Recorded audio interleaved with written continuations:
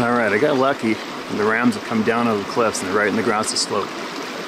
And I've been sucked into this creek bed, belly crawling up to them, and they're about 700 yards from me now. And the wind is perfect. And I got about 20 yards to go and they'll be completely concealed from me. Now this is the point where you get excited. The jumper getting pretty excited. And you have to talk yourself into staying calm for the shot. I'll probably get a 300-yard shot, maybe 2.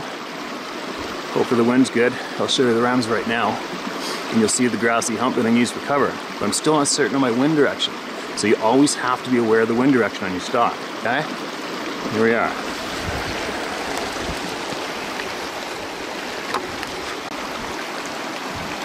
So the wind's on my back, but I'm not sure which way it's going. Straight up, or to the left, or to the right of that slope. Now all I gotta do, move up 20 yards and that grass knob will cover me from those rounds, and I should be able to sneak up on it. But I'm worried about my scent. So you really gotta take your time, which I'm gonna. It's probably a 9-10 yard round.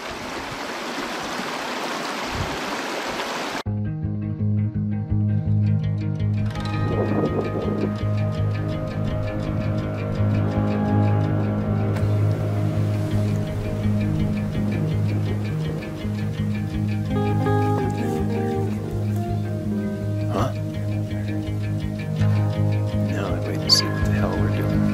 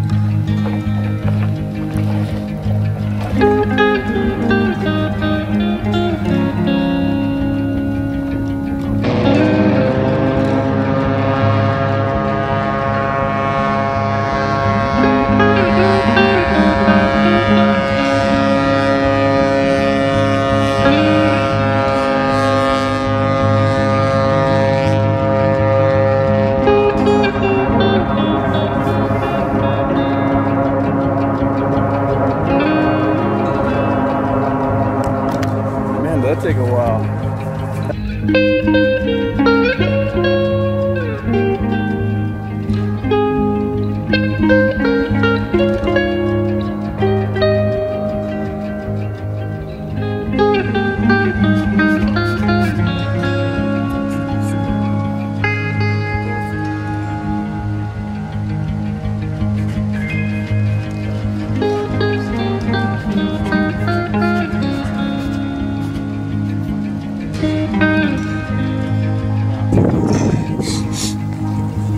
And this is how you come down.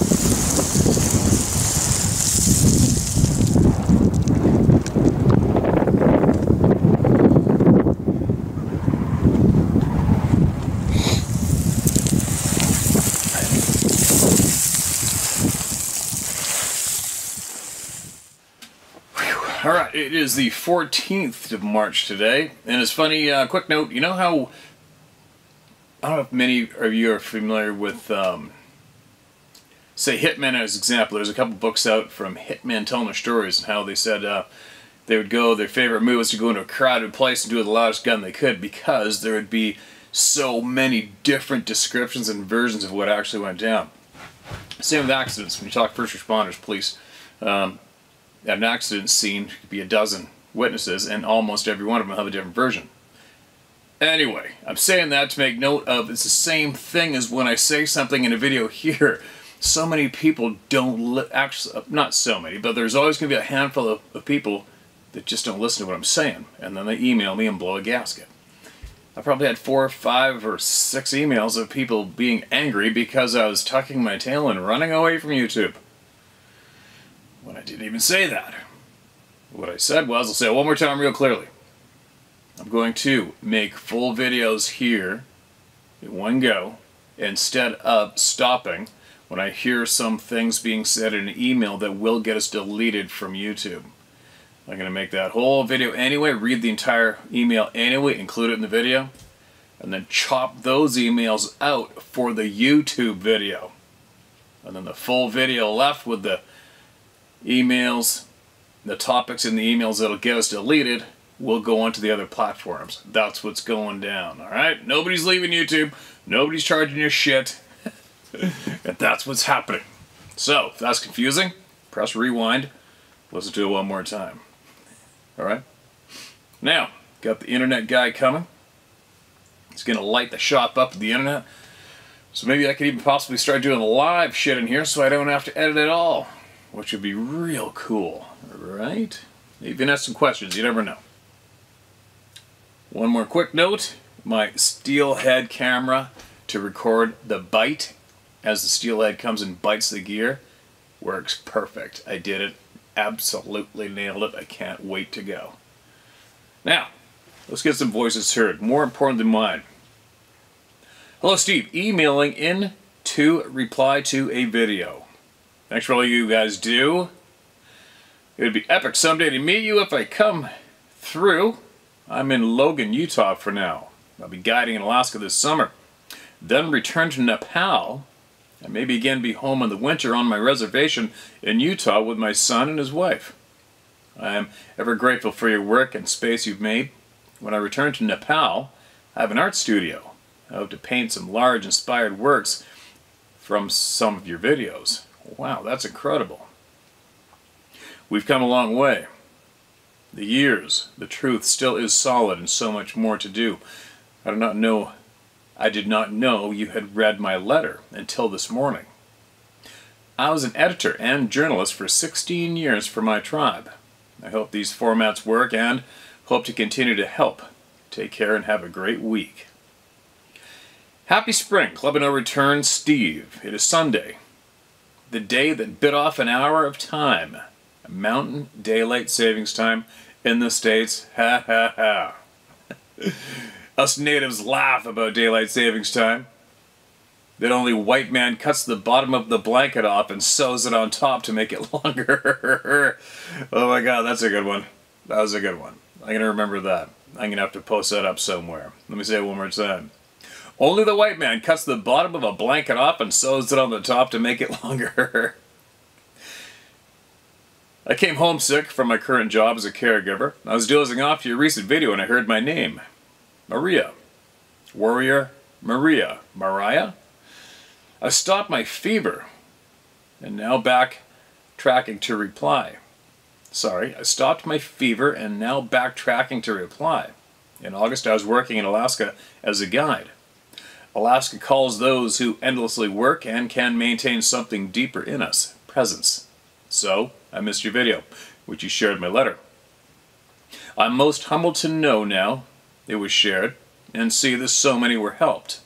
I'm also grateful, as so many are, for the safe place you have provided and maintained for the vision of truth here. Indeed, the Club of No Return.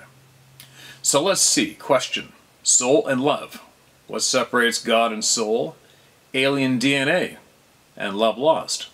It is impossible for any God-created soul to lose connection, even though even through choice. God's gift, soul, and choice to human. To those who, like my father, who choose zero reality, the detachment from creation, whom had forfeit presence. They become enclosed in a shell, a self-created reality. This is a scared place of temperance and safety. They are maintained, closed off, and life is allowed to them. That is how they are kept. We on the outside, and through God's design, can help only through prayers and love divine. God keeps them. The soul belongs to God. This is the fail-safe which is allowed to the human creation, even when severed by choice to all of creation.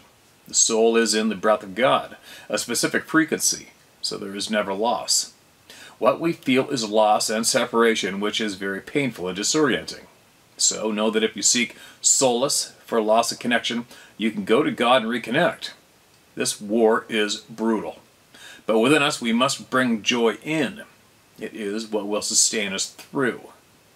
Joy is the way forward. Fear will begin to manifest, and you'll be consumed in the false reality, sticky and suffocated. That is how souls are bound. So beware. Be vigilant and seek joy. Alien DNA, ? RNA and DNA are like the blocks of life, function of all creation. Free to the frequencies to express the individual songs that give birth to life, or just building components to the game of creation. Aliens, such as greys, insects, gnomes, humanoids, are like mud dolls I used to make as a child. They function as part of presence and duties to a higher being. They do not have soul, and even now, such as what we now see forming next to us, studying us and mimicking us, AI. These are things closing in next to us. They are not of God, nor evil. They're only components of the game. But still, we are part of their and our reality. Once you become whole to yourself and your creed, you have the potential to repel or stealth their frequencies, the same way they do. Because we too are DNA. We too are water, iron, and life is bound to rules and orders. But we ourselves are not. I am. I am the caption of my soul, and that is why true humans are most feared, most dangerous. But not many ever have made it, but we will stay the course. Love and loss? If humans can love something enough to give it soul, can someone love enough to replace what was lost? Families torn apart and fixing this. Ah, so beautiful. Love is something boundless. It is the true power within God and whole of creation. Also, within love is expressed suffering and hardships. Again, this is the planet of peace. This time is brief, and indeed our very selves in great agony just to be, but one must not lose heart. Loss. I see and understand that if you hold close someone who has chosen to avoid their soul, you must honor their choice. There is never, as all parents know, a place where the purest love can stop choice. We too feel the grief of choice that another makes. It can reverberate and recreate our own frequencies. Suicide works this way. You must see that divine love is never absent and break chains. This is an important task here, especially in families. If you can hold your ground and break chains, you will see that you have stopped a demon from rising. These are very, very dangerous when loose, without harbor as a human. They do become dogman and bad savvy. The war is endless of loose demons. The game is full. But if one can break chains in their own love and bonds to others, so much is gained. And most importantly, a true human is standing in the game. Please know that you are more valuable than anything believed to be a loss. Choice is honored at all costs. You have paid it. Move forward. Know that your heart breaks, and harm felt by choice is not unknown to just God, but all in the war. Know that it is not currency either. It cannot be lost or quantified. Spend the time needed to mourn loss and know all our loved ones and ourselves are in God's hands. Pray and get up. We are very important, and many will suffer next to you if you do not move forward. Yes, these are darkest of days, but we were made for this. I'm happy to help. Steve, you truly are a joy for us all. We're in hard times. I see that when I watch you and Dave. We're even now seeing the manipulations of the sky and politics is going beyond anything we grew up with as children. Don't play the game. Free yourself and manifest yourself. We worked hard to get here. We are not something small or a meek. We are the ones that are scared and torn and battered and have nothing to lose. So dream the biggest dream and never lose heart. Tell those demons and aliens no. Be the beast they fear and you will part the battlefield. They hunted us because we knew the way and would not manipulate or harm humankind. So it will be as easy as breathing to end this war, but it takes us all. When the club of no return looks up, we see endless horizons, not the lies. Keep it up. I grew up fighting bullies too. We got this. Thanks again, Mariah. Utah, Ute. And there you go. To some, there's going to be one hell of a powerful email, and to others, maybe not so much. But either way, you take from it what you will or leave it and don't blow a gasket. Me, I can't wait to hear from you again. Right? So please, when the time is right and the need is present, or maybe our need is, make sure you email us again, all right? Appreciate you big time. And these are words that need to be shared. Thank you so much. All right, who's next? Struggling to get comfortable being out in the woods. It's the title of this email. Hi Steve, I'm going to try to get this out smoothly, but I'm not one for always getting my thoughts out clearly. Join the club, dude. I'm leading it. First of all, I've been hunting since I was 12. I'm 41 now. I've been blessed to be able to harvest many elk, deer, and pronghorn in my lifetime. The following stories, I suppose you would call them, take place in central Idaho.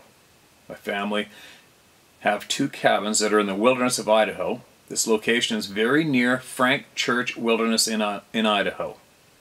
We've been hunting right out our front door for decades, and it is a great area. Everything has been amazing for the last 25 years or so, but in the last 5 to 10 years or so, I have noticed some strange things. Steve, I have one completely crazy sight one day while hunting. I was following a 5-point bull one day. I was on one side of a small valley and the bull was on the other. He walked into an area that had been burnt by wildfire about 10 years prior.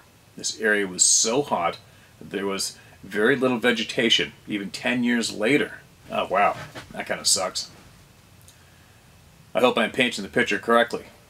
This bull was only about 200 yards from me, and I had no clue that I was there. I found a good solid rest to take the shot.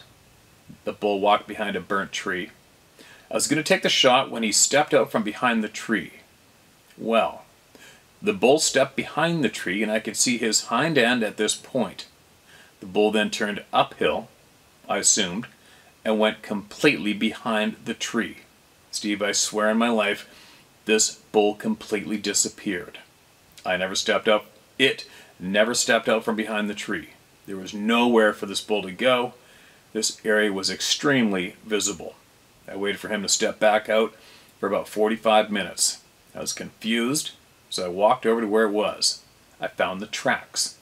They headed uphill like I thought, and then they just disappeared. Whoa. No one believes me on this story, but I swear it is true. Another day, about 3 years ago now, I wrote in to you previously about this one, not sure if you read it or not. I was outside at the cabin and heard what I thought was a wolf. This was up a canyon, and by my complete guess, about 2,000 to 2,500 yards away. I heard a sound off, and immediately I thought, I know wolves are big, but I didn't think they could howl that loud. What really confused me is that about 10 minutes later, an entire pack of coyotes started yipping and barking and sounding off. I know that wolves don't tolerate other canines, but these coyotes were in the same general area. I suppose it could have been a wolf. but it was extremely loud, and I feel like I could feel it down to my core. Last strange thing, I was out with my daughter in a Razor UTV checking out an old gold mine. My sister and brother-in-law was with us. We had to cut about 30 trees that were across the road. We got in there, and I had that feeling again that we were being watched. We did our exploration, had some lunch, and started out. This is a beautiful blue sky day, not a breath of wind. On our way out, we were in the rear. I heard what sounded like a tree falling. I looked to my left, and there was a tree falling directly toward the center of the Razor. This is a big tree. My guess, about 18 to 20 inches at the base. I don't think this is a mere coincidence. The chances of that tree falling directly toward the road at that exact moment we drove through is astronomical. My apologies for this not being a Sasquatch story. Steve, I am not going to lie to you. I am struggling with enjoying the outdoors now. I still push myself to go out rock hounding, prospecting and hunting, but I can't seem to enjoy it anymore. I used to think about elk season all year now, and I almost dread getting back out into the mountains. I know that there are Sasquatch around our cabin. I can feel it when they're around. I've never seen one, and I really don't want to, but I can definitely feel when they are around. I do believe that a .300 Winchester Magnum isn't enough. I even carry a .45 pistol as a sidearm. How can I get over this fear? I want you to enjoy the things I used to do. I always feel like I am being watched. How do you get yourself out of this mindset? I am truly struggling. My apologies if this didn't come across smoothly, or if it is confusing. Like I said, I'm not an author, LOL. Thank you for taking the time to read this, and I am hopeful you will have some insight for how I can get back to enjoying what I used to love doing. You can use my name. Hell, no one believes my stories anyway. I'm not afraid of being ridiculed. Thanks, Steve. Jim Chatterton. All right. Well, Jim, I'm glad you emailed that, man, because you know what? Let's face it, not too many guys are going to be brave enough to even admit that to themselves, let alone somebody on a frickin' YouTube channel, right? But anyway, you've heard me say it before, I'd assume, but I always try to suggest to people just take baby steps, right? Because you already know. You know what it feels like. I know what that feels like. And you as well know that it doesn't feel like that all the time. So, I mean, you've seen where I go, Jim, right? You've seen where I have taken the camera with myself, by myself, basically from Alaska to the full length of British Columbia. And to be honest, the most spooked out that I get and the anxiety that I can create for myself is at home. And I actually, it'll happen to me the worst when I've gone to bed, I'm not asleep yet, and I know I'm going to go tomorrow morning, and I know I'm going to be hiking up that mountain in the timber, in the dark, for at least an hour. Sometimes two. Usually an hour, hour and a half. By myself, where these sightings are, where I've heard things, where creepy things have been on my trail camera, where I've been screamed at when I was taking a leak off of a rock, where I've seen a footprint, where I don't know how many other people have had experiences not far from there. And I will start feeling like, oh my God, what am I doing? I don't want to go. I don't want to go. And it's worse for me at nighttime. And then I'll wake up in the morning, and then I get my coffee in me, and I'm still as fresh in my brain when I wake up in the morning. And then I drive there, I get out of my truck, but I swear on my frickin' existence, as soon as I start walking, I'm getting jacked up, and I'm into the hunt. I'm into it, and my focus goes straight to the hunt. What am I going to see? Is that big buck going to be up there? What's going to be in that timber? And then as I'm walking, I can sense that I do not feel pressure. And even though I don't feel pressure, I always say, not out loud like yelling out loud, but I say with words from my mouth, I know you're here, you know I'm here, just leave me alone. Just leave me alone. I'm just going hunting. And I do that once or twice, or a few times as I'm doing my hike, just out of habit. And I also say it in my mind. And but if I feel off in any way, I listen to my gut, and I turn around, I leave, and I go somewhere else. That simple, that easy. And you've seen my videos, man. I don't skip, I don't miss. But also at the same time, in my mind, I feel like I'm running out of time. I'm going to be dead. I realize this, probably a little too much, but I realize I'm dying. Right? I am dying. I'm going to be dead. A time is coming when I'm not going to be able to do this ever again. And I make sure that I stay aware of that fact. And that's why you guys see me so busy. That's why you guys see me sharing videos from so many activities and outdoor adventures. That's why. Because I frickin' love it. Nothing's going to stop me, and I'm going to do it as much as I can no matter what. So, how do I transfer that courage onto you and other people? Believe me, if I could come up with the perfect frickin' recipe to deliver that, as well as the perfect recipe to help people become in tune with their intuition, their sixth sense, their common sense, my God, I would dedicate my entire frickin' life to making sure that recipe got delivered to every single human being on the planet. Because not only would that help you enjoy everything more thoroughly, it would also help stop the douchebags. Right? Your intuition, your common sense, your sixth sense would not take or put up with any BS, and the lying, misleading so-and-sos would sit in front of every human being clear as day. Right? So there's all sorts of, I'll bite my lip there, I'm just saying there's all sorts of benefits to, first, realizing you're going to be dead. Right? Also realizing you need to do what makes you feel good. And above all, you need to be in tune with your sixth sense, your intuition. You have to be. And you have to teach your children to be. I believe. And I wish if I was closer, man, I'd go with you.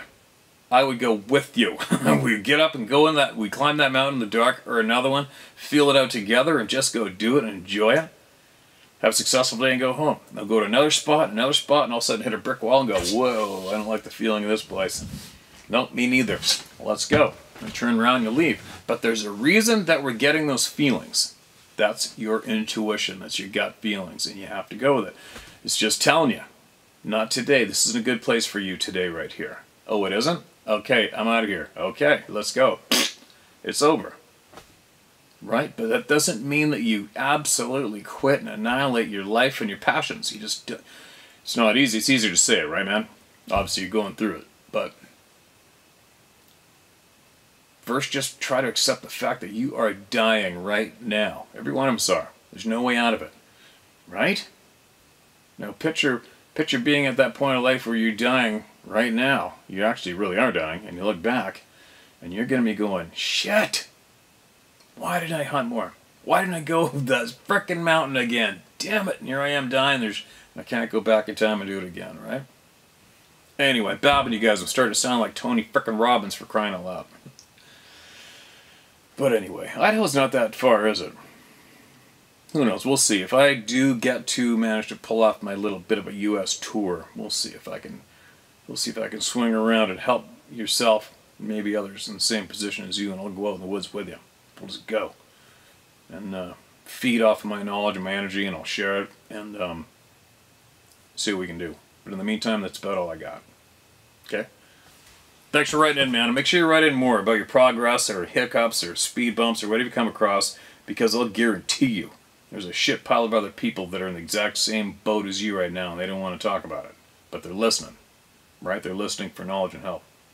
That's why we're here. Now let's listen to somebody else. Title, this is Red. You ask for anyone with a similar situation. Hey Steve and the HTH family. Thank you, Steve, for all the reads you do. Keep it up. And F, the blank sucking scumbag pieces of blank. I saw your video from the 8th of March 23. You read a guy's story about an encounter with light and seeing shadow people afterwards. Then you said if anyone has a similar situation, please email me. And the hair on my body kind of stood up. And my eyes welled up. It's hard to explain, but just a lot of emotion, because I've been thinking about emailing you about it. So, I'm sorry if this is long, but I'll do my best to keep it to important info. And if anyone is experiencing anything like this, please leave a comment for me. I had a neighbor who got a weird trail cam picture. It was one which wasn't a solid being, but you could see eyes and teeth. And the more I looked at it, the more details I ended up seeing, and it just seemed so strange. Almost like a fractal of a being, like a kaleidoscope effect or something. I had some weird experiences living there, like hearing rock tapping in the woods late at night. Then I moved and ended up seeing a naked, hairy man, a sabe, in a WMA, a little after dark. WMA, I'm not familiar with that. Obviously a bunch of you are going to be. It was right after sundown, and I was driving down a dirt road with a flashlight. And bam! My flashlight hit it right in the face. He was crouched down, ass to grass, hugging a tree, right at the tree line from the road. Just to be clear, it was no way a bear. No bear there, and I saw a thinly haired chest and long arm and thigh with a bent knee. I went back a couple days later, and it was just at 20 feet away from my truck. It popped up super fast before I realized what I was seeing, and I got a massive adrenaline dump. Whew. I just got shivers just now. My whole body just took a shiver from, you just put me there. I remember it had a super wide mouth, nearly as wide as the head, and big reflective eyes. It was showing its teeth, almost like you would show your dentist. I was driving when this happened, and as I kept rolling my light, hit a branch with leaves which blocked my view, and that was it. A few weeks, maybe 3 to 5 later, I was having weird semi-sleep state type dreams that I was still awake, but lying there imagining things, like seeing things from a first-person view of being someone else. That happened 2 to 3 times. Then one night I started to fall asleep and ended up feeling paralyzed. But 110% as conscious as I am typing this, and seeing a big black cloud thing or a black fire like nearly on me, or trying to do something strange like grab my arm. And I was basically having a effing heart attack. Finally I broke out of it, and it disappeared. And I was able to move, and I started to freak out immediately and explain what happened to my fiance, who was in bed awake next to me. Next night the same thing happened again, and I was so terrified to try and sleep I didn't go to sleep till daylight. And then the third night it happened again, but instead of a swirling black cloud of fire or something, it was a being, all gray or white, almost standing at the end of my bed. And I was absolutely terrified due to the previous 2 nights. I do not know why I was so scared, because there was no pain. I was just absolutely terrified. Anyway, this being was slightly short with a slightly large head, but nothing ridiculously abnormal. But his eyes looked like stars, literally exactly like bright stars. And also, when I entered this state, this time it is like I was transported into space. I was just in the middle of blackness with stars all around us. And I kept trying to say, Jesus Christ, which I did the first 2 nights as well. And after 2 to 3 seconds, he disappeared. But I was still there in what looked like space. And I just looked around at all the stars, and I felt very calm. I was just amazed at how beautiful it was. Then bang, I'm in bed, and I tell my fiancée about it, and she just thinks I'm crazy. But I swear, I was not weary or sleepy. I was very conscious during these moments. So those situations never happened again. Man, I feel like this shit sounds crazy, but whatever. So I had a picture of a fawn in the woods, and I was looking at it, and I noticed these things in the back that looked like beings. So I went back there and took more pictures, and I didn't see the same ones, but I noticed in damn near every photo there are some type of beings. Tons and tons of what look like Sasquatch, dogmen, all kinds of weird shit. They're all kind of pixelated or whatever, but some just were too strange to deny. Anyway, I kept doing these trips in the woods and photos and looking at them. And then I noticed I would see things around photos of people, photos of myself, things that look like snakes on people, all kinds of the weirdest beings, and honestly, I have no clue if I'm imagining it or not, but I know some are definitely not imagined. Maybe some are, I have no clue, but I know I see many weird things now, and even in regular life. I notice what seems like distortions in the air and seems the same in photos. Almost like the ripples on a lake when the wind blows and how an anchored boat has stillness behind it, but in the air. And waking up around 3:10 to 3:50 in the morning and seeing the distortion, it just freaks me out because it seems like something is there. And whenever I take photos or examine them, there's always tons of things like fractals of beings in another dimension. I don't know what's going on, but I just want to understand what I'm seeing. And if it's in my head, I just know it started so concrete, like a naked, hairy man right in front of me. My good friend's trail cam photo that I know was authentic, as I noticed the being in it to begin with. And now it seems like there is this net of spirits over everything, and I don't know what it is. I just know I don't trust anything the government or any big entity says. It's all effing lies, 110%. I only trust what I see and find out myself. But I feel like I've found a book, but I don't know the language and I need some advice. I will say I saw Scott Carpenter just uploaded a video of a dog man that looks exactly like the beings I see tons of in photos and videos. More of a distorting in the light, but clear cut as can be and eyes. I don't know what else to say. Besides, this has been my experience, and I wonder if anyone else has had the same. I'm trying to find a Native American tribal group near me to see if they can give me any advice. I also really just want to thank you for everything you do.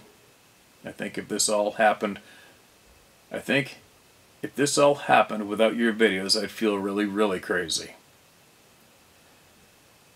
Okay, a little quick note from me.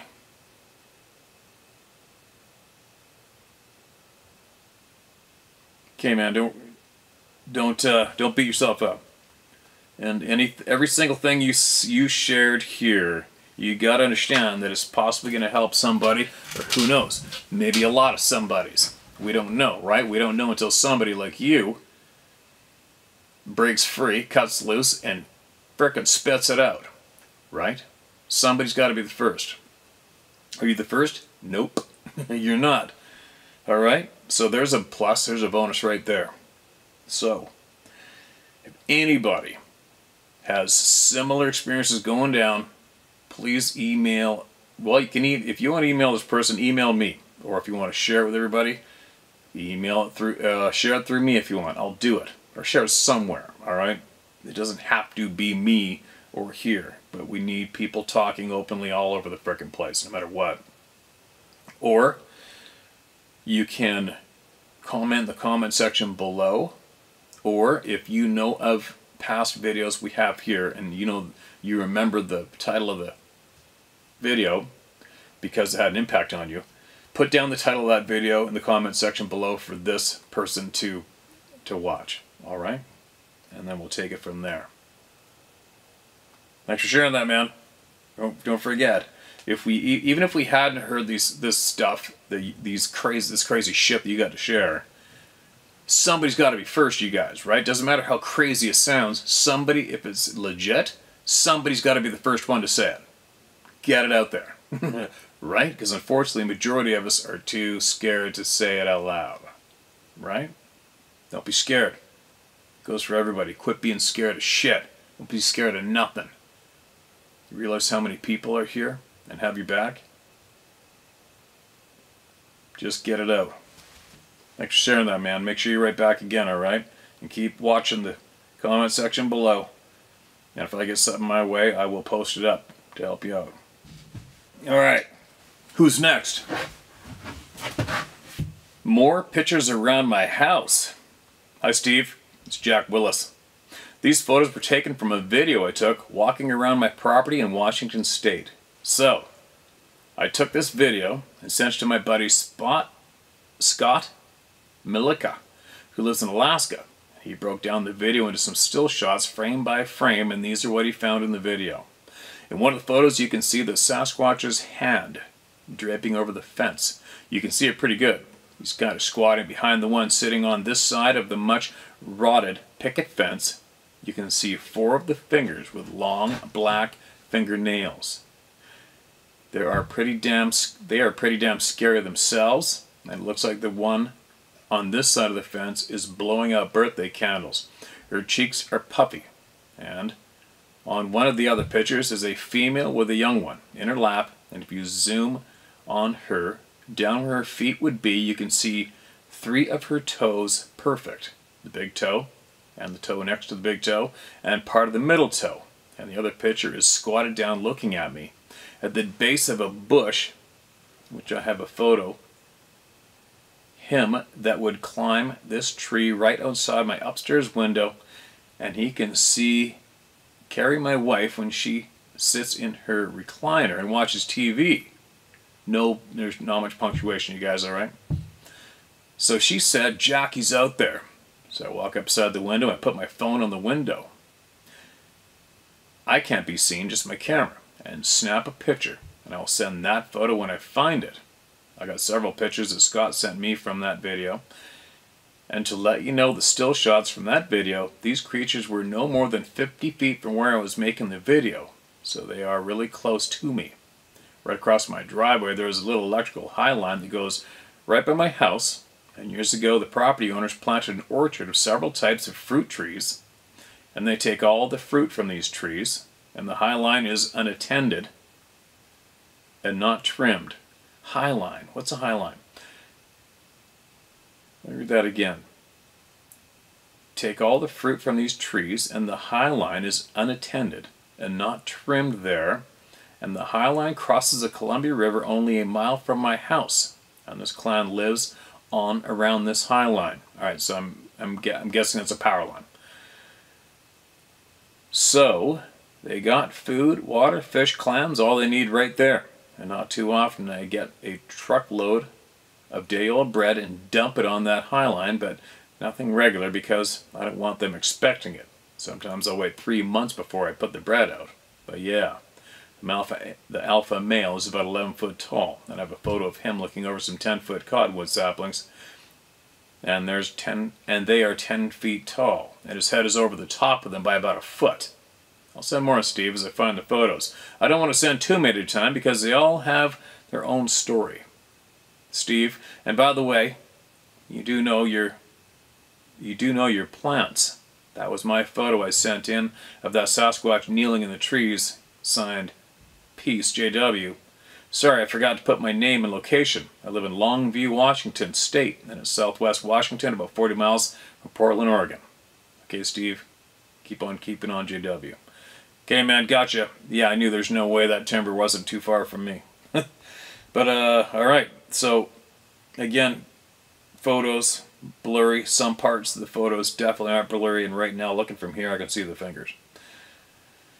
And you guys know there's a face, there's a nose, there's a mouth. Boom, right in my face. But as you know, the pictures don't do too much for me personally because I've seen these things in the woods.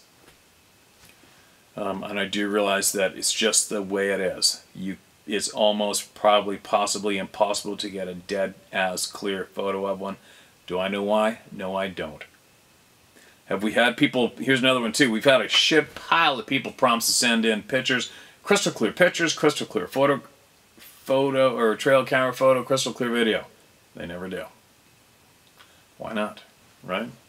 Why do they not ever send in the pictures they promised to send? Although you've come clean, you've come through with a handful of pictures, I'm not questioning you, not for a second. But it just kind of reminds me that we sure have a lot of people email in, they got perfect pictures and they don't send them. But anyway, thank God that we are not a place that requests them, and we don't need them, really. But a lot of people out there are curious to see them. Anyway, appreciate you, man. Send more, alright? Send more. Alright, this one is titled about a different topic. Now, what do we got? What's this one? Am I allowed to read this? I keep getting, there's a lot of emails that come in just for me. Don't share, don't share. Alright, no subject on this one. I own a fishing camp on a small South Georgia river. Here we go. I'm telling you of an encounter my female caretaker slash cook slash maid slash handyman and the best friend had one night about 5 years ago. She is 20 years younger than me and has lived with me for over 12 years now. We are very good friends, but not lovers. I'm 78 and she is 58 now. She loves to fish more than any man. She often stays there alone fishing for up to 3 days and has never been afraid. She is always well armed with a Ruger 10-22 rifle, a German 22 long rifle revolver, and a Mossberg 12-gauge pump loaded with 7 rounds of double-aught buck as well. Sounds like she's not one to mess with. At night on the dock when alone, she usually keeps the Mossberg leaning on the rail and has her revolver holstered. Before meeting me, she had never held a firearm. I've schooled her well on self-defense. These weapons are meant for negative human encounters. One hot summer night, we were out on the dock fishing for catfish, and the river is on the rise due to heavy rains the few days before. 2 weeks earlier, a river birch of about 12 inches in diameter had fallen into the river from the far bank, about 100 feet from the dock and upstream. The crown of the tree was on land on my side of the river, and the roots on the far side. The quick rising water was lifting the tree and was threatening to float it. I was worried the tree would float down and damage our new 10 by 12 dock we had built a couple of months earlier. At midnight, I got tired, and I told her I was going to bed. She and her dog Zambo stayed out to fish some more. I was in a sound, deep sleep when Zambo, a 70-pound mixed bulldog dog, leaped into bed with me. She was whining and obviously very frightened. About 30 seconds later, my friend came running up the stairs and into the bedroom calling me. I was then awake due to the dog.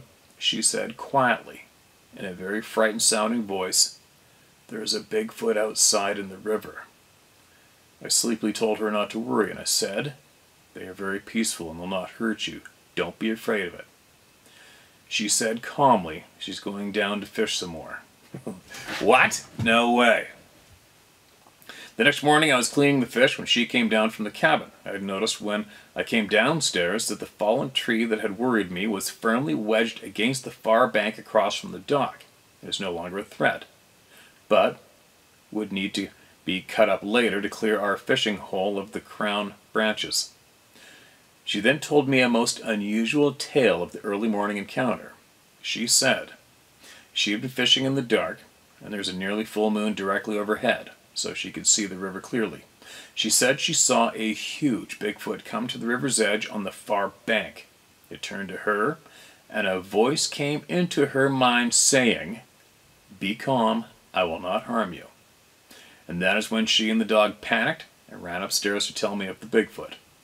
She said as she was returning to the dock in the dark, a very peaceful feeling had come over her, and she was no longer afraid. She went to her chair and watched the Bigfoot as it pulled the tree away from the far bank and began floating it while guiding the tree away from the dock. She said its eyes were locked onto her, and it kept sending her the same message, "Be calm, I will not harm you."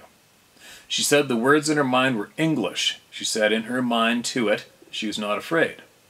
She watched it shove the tree onto the far bank so the rising water would not float it towards the dock. When she finished positioning the tree, he turned to her and said to her telepathically, he was sorry that his children had pushed the tree down, and he silently walked away into the swamp on the far side of the river. I asked her to describe him to me. She said his face was very human-looking, and it had kind but sad-looking eyes. She said he was huge, but had very distinct muscle definition like a human bodybuilder. His shoulders were about a yard wide, and its waist was narrower. It had auburn-colored hair, long except for its head. His face was nearly hairless. She said when it was wading in the center of the river while pushing the tree, it was in water up to its chest. We know at normal depths that part of the river is 6 feet deep as we swim there. I estimate that night the water was a foot higher than normal, so that tells me the creature was at least 9 feet tall. Since then, she continues night fishing alone on the dock with no fear. She tells me she has seen 2 juveniles that are the size of 14-year-old human males squatting on the far bank watching her. She sometimes leaves them 4 fish on a stringer. She holds fish up for them to see. Then she hangs the fish where they can see where she puts them. In the morning, the fish are gone. She says the 2 youngsters never Excuse me. She says the two youngsters never sent her thoughts, but she tells them mentally that these fish are for you. Neither of us have seen the big male again. She says one evening before dark, she once saw a small toddler that was pure white coming towards her on the far upstream bank. A large brown female came up from behind it, picked it up, and returned it to the thick woods.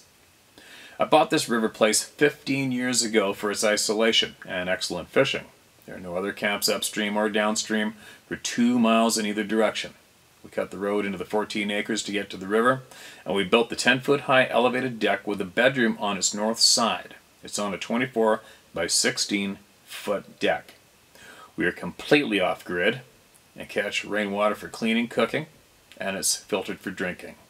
We keep the cabin fully provisioned, as it is our bug out location and general fishing for food and fun place.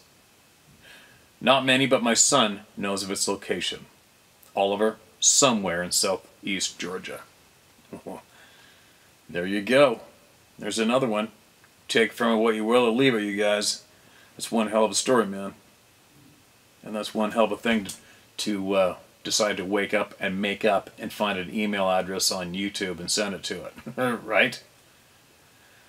There's been a handful of experiences relayed from southern Georgia, Florida, Louisiana too, I think, but more Florida, Georgia, of people seeing these beings a lot and respecting them and not sharing locations, right? There's a lot. Been a lot. I've read a lot. I don't think we've had a lot emailed into us, but I've read numerous accounts of similar accounts of people having the same attitude and carrying themselves the same way you do and your friend. Very interesting. Pretty cool. Pretty cool. I'm sure, I don't know, I guess if you have access to the internet and you're watching this, I'm sure your friend is too, so you may want to make sure she sees this video. And if she is watching right now, and if you want to add to it or send in your own descriptions or experiences, how you felt, anything that you think might help somebody else, and possibly email it to me, and I'll share it with the planet. All right. Appreciate you guys emailing in. It sounds frickin' crazy, man. Frickin' crazy. Be safe out there. All right, I'm gonna share one more email here. I need to rip it. It's titled "A Couple Puzzle Pieces?" ? Hi Steve, hope this finds you well. First, I'm glad to know you and others like us from the round table are tracking the globalist evil and are loaded for bear as far as they are concerned and removing their like as they should be. Now, on the topics you read on the 3rd of August, you recall an earlier entry, not sure if it was the Owl Man, that said in having contact with the Sabe, he had asked about the Dogman and if they could defend themselves against them, and if they were killed by the Dogman, and he said that it told him yes. The Dogman do attack them and kill them, and that they have to have 3 of them to kill one of the Dogmen. Which brings me to the idea that their dislike for dogs was from this reason. And as I know you're aware that bear and wolves have a hatred for each other. The second piece of the puzzle might be that the male DNA of both the Sabe and the Dogman are of separate male DNA.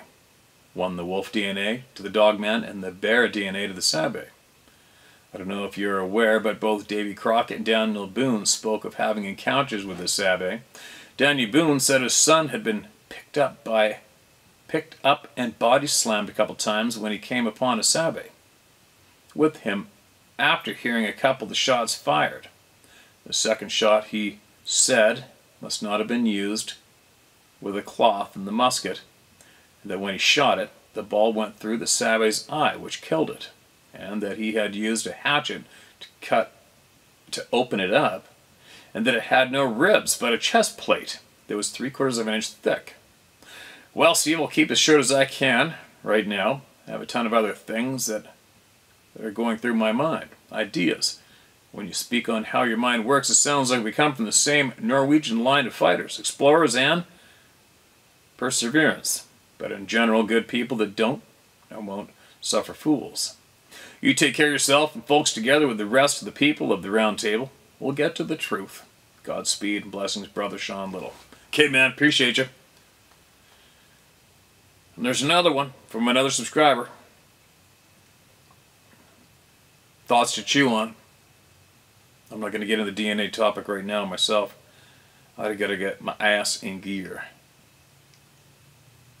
But anyway, I'll be back again shortly with a lot more experiences and lots of progress here. Can't wait to get the internet hooked up, get the lights hooked up, get the wall in, and get some real people in here so we can pick each other's brains apart live with everybody and get to the bottom of a bunch of shit, motivate a bunch of people, and more importantly, educate even more people and